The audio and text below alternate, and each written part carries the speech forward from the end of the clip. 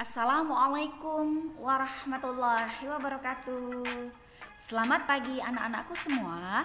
Bagaimana kabar kalian pagi hari ini? Alhamdulillah, luar biasa.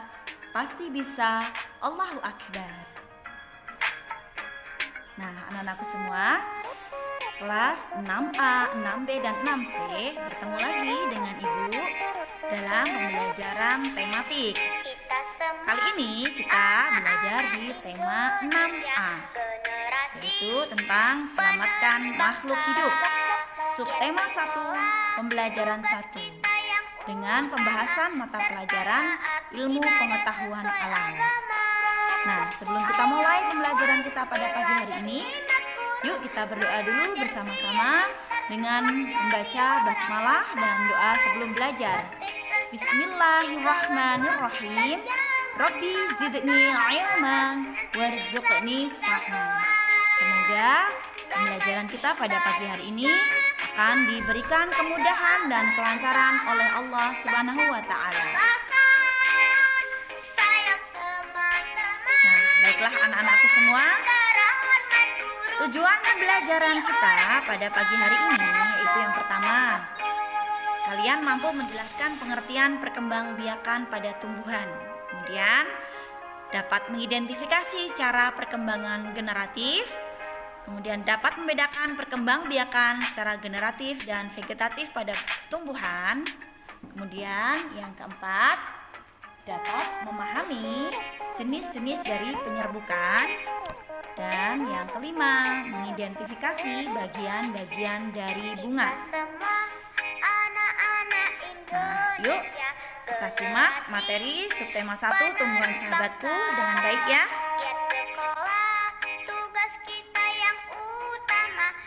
Perkembangbiakan pada makhluk hidup. Nah, kalian juga bisa buka atau simak di buku tematik kalian, yaitu di halaman 4.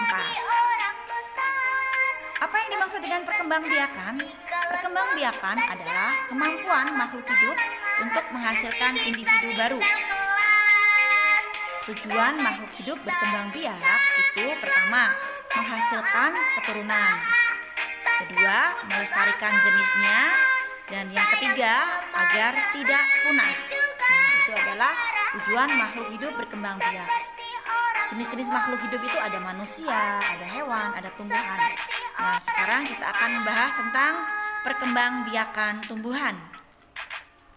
Secara umum, perkembangbiakan tumbuhan dibedakan menjadi dua cara, yaitu secara kawin atau generatif dan secara tidak kawin atau vegetatif.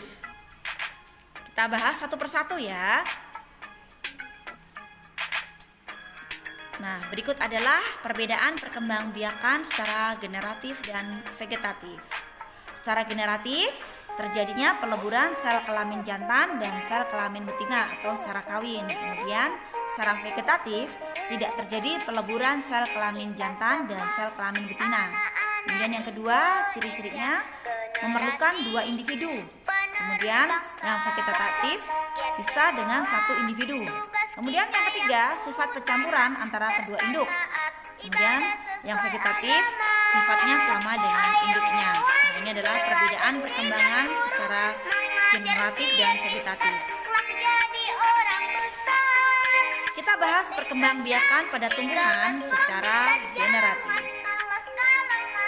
Perkembangbiakan secara generatif adalah perkembangbiakan yang dilakukan dengan cara perkawinan, yaitu yang terjadi melalui peleburan sel kelamin jantan yang disebut dengan spermatozoid dan sel kelamin betina atau sel telur. Adapun alat perkembangbiakan tumbuhan adalah bunga. Bunga itu memiliki alat kelamin jantan yang disebut dengan benang sari dan alat kelamin betina yang disebut dengan putik. Salah satu ciri tumbuhan yang berkembang biak dengan generatif adalah memiliki bunga, ya, seperti gambar yang di samping. Kemudian jenis-jenis bunga. Nah, satu ada bunga sempurna atau bunga lengkap, yaitu bunga yang memiliki bagian-bagian bunga secara lengkap seperti mahkota, putik, kelopak bunga, benang sari, tangkai bunga, dan dasar bunga. Contohnya bunga bakung dan bunga sepatu. Banyak lagi contoh bunga yang lain.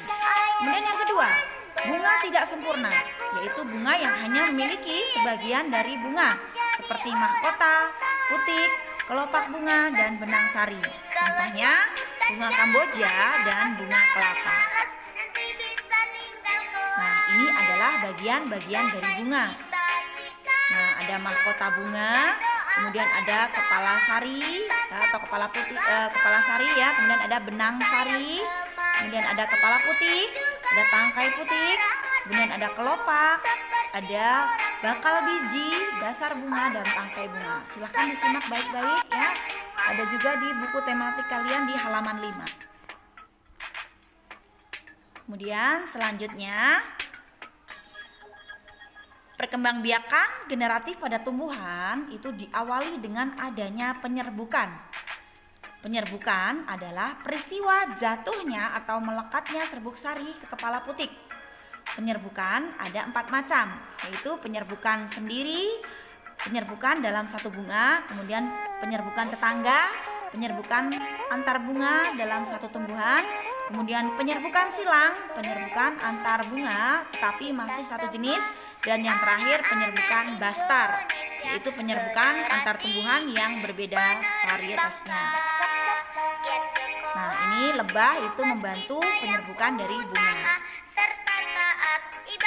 Kemudian ini adalah gambar dari penyerbukan yang sudah disebutkan tadi. Ada penyerbukan sendiri, ada penyerbukan tetangga, kemudian ada penyerbukan silang, kemudian ada penyerbukan bastar. Silahkan dibaca dan disimak dengan baik ya. Salah satunya adalah contoh penyerbukan sendiri. Peristiwanya, serbuk sari jatuh di kepala putik pada bunga yang sama.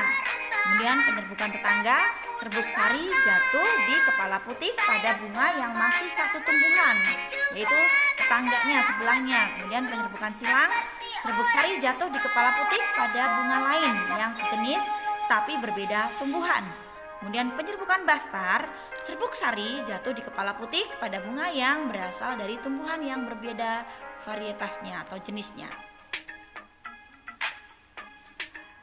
Serbuk sari akan masuk ke dalam bakal biji yang berisi sel kelamin betina. Di ruang bakal biji terjadi peleburan sel kelamin jantan dan sel kelamin betina. Nah, proses peleburan tersebut disebut pembuahan. Jadi pembuahan adalah proses peleburan dari sel kelamin jantan dan sel kelamin betina pada tumbuhan. Nah, silahkan disimak perkembangbiakan generatif pada tumbuhan pada gambar. Ya, terjadi peristiwa penyerbukan, yaitu serbuk sari jatuh ke kepala putik, kemudian dilanjutkan dengan peristiwa pembuahan. Silahkan disimak, ada di buku tematik juga, di buku tematik 6A halaman 5. Nah, untuk tugas kali ini, silahkan ditulis pertanyaan dan jawabannya. Yang pertama, apa yang dimaksud dengan perkembangbiakan generatif? Kemudian jelaskan perbedaan perkembangbiakan generatif dengan perkembangbiakan vegetatif pada tumbuhan. Jenis bunga itu terdiri dari 2 macam, yaitu bunga sempurna dan bunga tidak sempurna. Nah, apakah yang dimaksud dengan bunga sempurna itu? Kemudian, apa nama alat kelamin jantan dan alat kelamin betina pada bunga? Kemudian yang kelima, apa yang dimaksud dengan penyerbukan dan sebutkan macam-macam penyerbukan. Untuk tugas keterampilannya, silahkan dibuka buku tematiknya, yaitu di halaman 12 pada kegiatan Ayo Berlatih nomor 2. Nah, silahkan tulis bagian-bagian bunganya. Dikerjakan di buku paket ya. Bagaimana anak-anakku semua? Sudah jelas bukan? Silahkan dibaca kembali materi pada pagi hari ini di buku tematik kalian. Nah, alhamdulillahirrahmanirrahim. Materi IPA tentang perkembangbiakan tumbuhan secara generatif Ibu cukupkan sekian. Sampai bertemu kembali di pembahasan selanjutnya. Terima kasih. Dan Ibu akhiri dengan wassalamualaikum warahmatullahi wabarakatuh.